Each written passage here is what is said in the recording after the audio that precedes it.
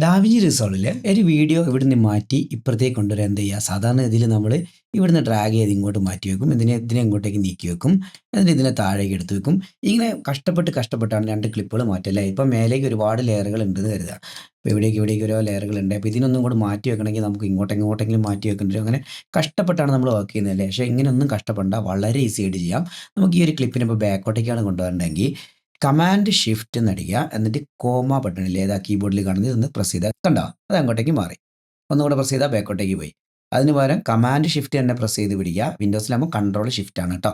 എന്നിട്ട് ആ ഡോട്ട് ഉണ്ടല്ലോ തൊട്ടിപ്പുറത്തുള്ള അതൊന്ന് പ്രസ് ചെയ്ത് നോക്കിയേ, കണ്ടോ ആ മുന്നോട്ട് മാറിപ്പോകും. അപ്പോൾ നമുക്ക് എവിടെ വേണമെങ്കിലും ഇവനെ റീപ്ലേസ് ചെയ്തിട്ട് വെക്കാൻ പറ്റും. കണ്ടോ ഇതേപോലെ റീപ്ലേസ് ചെയ്ത് വെക്കാൻ പറ്റും. അപ്പോൾ ഇതേപോലെ ഈസി ആയിട്ട് ഡാവിഞ്ചി റിസോൾവ് ഡയറക്റ്റ് ആയിട്ട് പഠിക്കണമെങ്കിൽ നമുക്ക് വെബ്സൈറ്റ് ത്രൂ ഒരു പെയ്ഡ് കോഴ്സ് ഉണ്ട്. താല്പര്യം ഉണ്ടെങ്കിൽ ജോയിൻ ചെയ്യുക. ഈ നമ്പറിൽ മെസ്സേജ് അയച്ചാൽ മതി. അപ്പോൾ ഈ വീഡിയോ ഇഷ്ടപ്പെട്ടെങ്കിൽ ഒന്ന് ലൈക്ക് ചെയ്യുക, ഷെയർ ചെയ്യുക, സബ്സ്ക്രൈബ് ചെയ്യുക. അടുത്തൊരു വീഡിയോയിൽ കാണുന്നവരെ ബൈ.